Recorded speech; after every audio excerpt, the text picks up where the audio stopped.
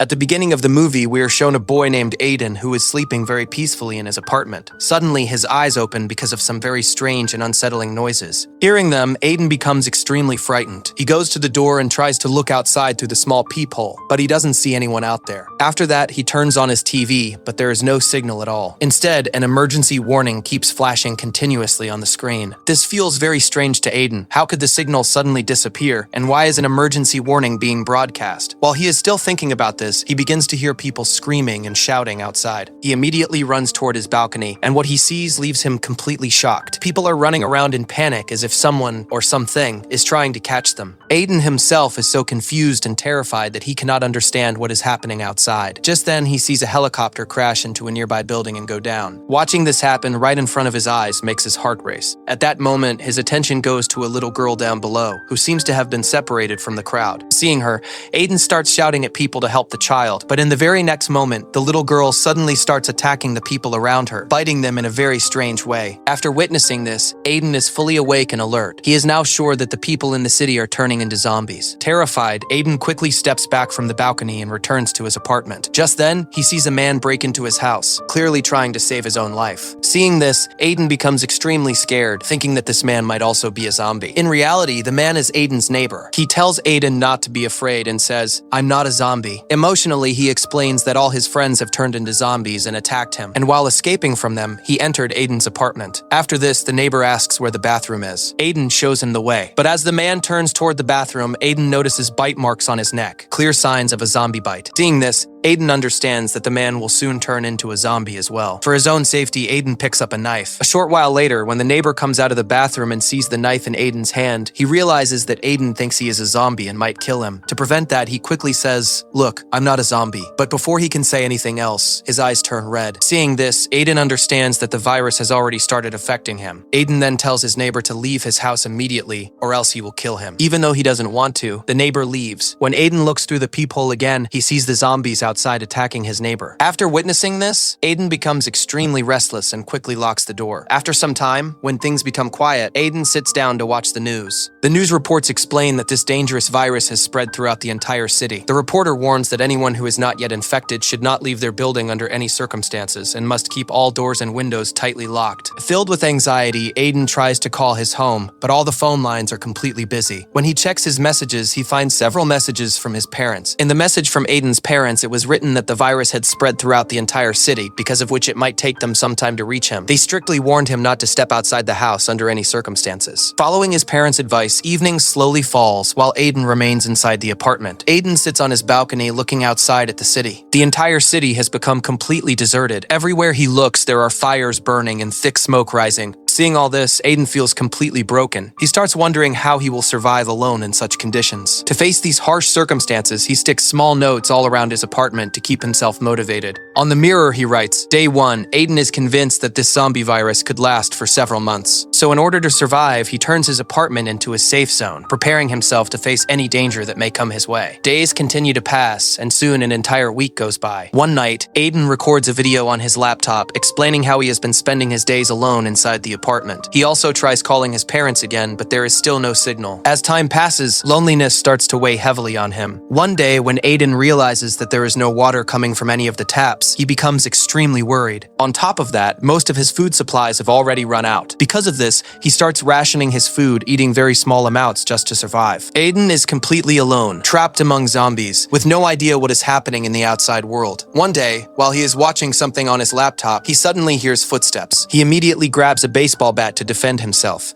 At that moment, an infected girl enters Aiden's apartment through the ventilation duct in the ceiling. Seeing this, Aiden hides in a corner to protect himself. As the girl slowly moves toward his room, Aiden takes the opportunity and attacks her from behind, hitting her on the head and killing her on the spot. After that, Aiden blocks the ventilation opening through which the girl had entered, using a surfboard, sealing it completely so that no other zombie can enter from there. Slowly, the days keep passing. Aiden continues to struggle just to stay alive. One day, while recording another video, he suddenly hears his phone ringing. He quickly answers the call and sees that he has received a voice message from his mother. In the message, she says that they are very close to the city and will reach him within a few hours. Before Aiden's mother can finish her message, infected people surround them. In the last few seconds of the voice message, Aiden hears his parents screaming, and then the message abruptly cuts off. After hearing this, Aiden becomes certain that his parents are no longer alive. He breaks down completely and starts crying uncontrollably, feeling that he now has no reason left to live in this world. In desperation, Aiden picks up the baseball bat and makes a plan to escape. As soon as he steps outside his apartment, he sees a large number of infected people. At the same time, he notices his neighbor, who is still alive but badly injured, to the point where he can't even attack Aiden. Aiden then starts looking for a way to get out of the building, but he finds no safe exit anywhere. Zombies are standing everywhere. Seeing this, Aiden realizes that it is impossible for him to escape through so many infected people. As he turns back toward his apartment,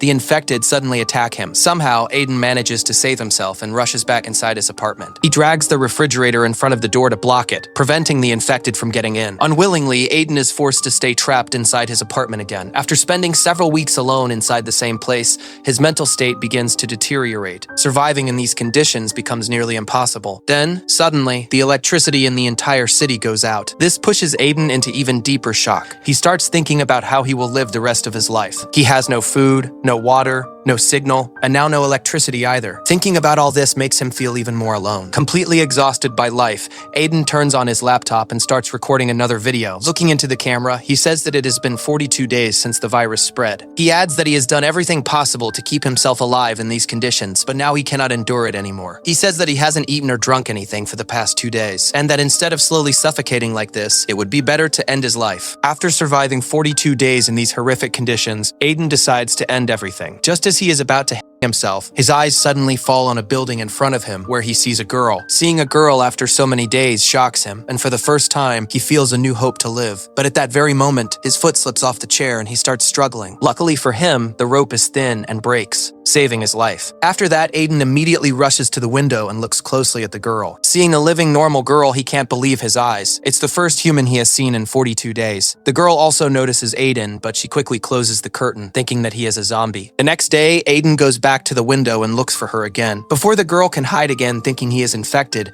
Aiden quickly writes hi on a piece of paper and waves at her. Seeing this, the girl finally understands that Aiden is not a zombie, but a human being. The girl was just as happy. She couldn't contain her joy either. From there, Aiden wrote his name on a piece of paper and showed it to her. Seeing this, the girl wrote back and told him that her name was Eva. Eva then asked Aiden if he had anything to eat or drink. Aiden replied that he had no food left, but he did have plenty of drinking water. Eva noticed that zombies had gathered near the door of her apartment, so she quickly closed the curtain and started to leave. Before she went away, Aiden wrote on the paper and asked her if they could talk like this again tomorrow. Eva nodded yes and then left. That night, Aiden survived by eating toothpaste. After some time, heavy rain started pouring. Seeing this, Aiden placed containers outside to store water, and after 42 days, he finally bathed in fresh water. Over those 42 days, his beard had grown a lot, so he trimmed and shaped it. The next day, Aiden came out to face Eva. Aiden tied a rope to a ball and threw it toward Eva, who caught it. Then Aiden tied 2 bottles of water to the rope and pushed them toward her. However, the bottles hit the metal grill in front of her apartment with a loud noise. A zombie below heard the sound and immediately started climbing toward Eva's apartment. Aiden noticed this. To distract the zombie, Aiden picked up a bottle and threw it at the zombie's head. Now the zombie spotted Aiden and became furious. Leaving Eva, the zombie began climbing toward Aiden's apartment to attack him. Aiden quickly grabbed his baseball bat, and just as the zombie was about to enter his room, Aiden struck it repeatedly with the bat and killed it. When night fell, Aiden's hunger reached its worst stage. He was starving badly, and his stomach started hurting. He knew that no matter what, he had to find something to eat, so he made a plan to search for food in his neighbor's apartment. As soon as he stepped outside his room, he saw his neighbor's dead body lying in front of him. When Aiden checked the neighbor's pockets, he found the key to his apartment. At the same time, Aiden heard the sound of many zombies approaching. Now he was trapped badly. He couldn't run or escape from them. Thinking quickly, Aiden lay down beside his neighbor's corpse and pretended to be dead. His clever trick worked, and all the zombies moved away. After that, Aiden slowly entered his neighbor's apartment. As soon as he went inside, he saw a badly injured girl lying on the bed. Aiden was afraid to go near her, so he hit her with a helmet to check whether she was alive or dead. Even after being hit, the girl didn't move at all. From this, Aiden understood that she was already dead. Ignoring her, Aiden went straight to the kitchen, where he found some food. As he continued investigating the apartment, he found many useful items and put them all into a sack. Just as he was about to leave, an infected zombie attacked him. Before the zombie could bite and infect him, Aiden smashed its head with a table lamp, knocking it down. The zombie became extremely aggressive and lunged at Aiden to eat him. Using an axe, Aiden killed the infected zombie once and for all. As he was about to leave, he saw that many zombies were standing outside. Slowly and carefully avoiding them, Aiden managed to make his way back into his own room. Once inside, he quickly took off his clothes and checked his body to see if he had been bitten bitten anywhere. His body was completely safe. Then he checked the bag he had brought from his neighbor's house and found 2 walkie-talkies. Seeing this, Aiden decided to give one walkie-talkie to Ava so they could talk using their voices. Aiden then made a rope out of his clothes and climbed down from his balcony. As soon as he reached the ground, a zombie appeared near him. Soon, he realized there were many zombies standing around. Aiden threw one of the walkie-talkies onto Ava's balcony. The sound attracted the infected people, and they all started chasing Aiden. Aiden quickly climbed onto a balcony and hid. Because it was dark at night, the zombies couldn't see him properly and eventually left. Once they were gone, Aiden returned to his apartment. The next day, Eva started talking to Aiden through the walkie-talkie. Hearing Eva's voice, Aiden felt very happy. He told her that he hadn't eaten anything for the past 3 days, and that his hunger was becoming unbearable. Eva replied that she had also been hungry for the last 2 days. They talked for a long time, so long that night fell again. Eva then said that it was night and she was going to sleep, and she ended the call. When Aiden could no longer tolerate his hunger, he finally decided to explore the building itself to find food. He opened the same bathroom ventilation duct through which the infected girl had entered his apartment earlier. Moving through the ventilation,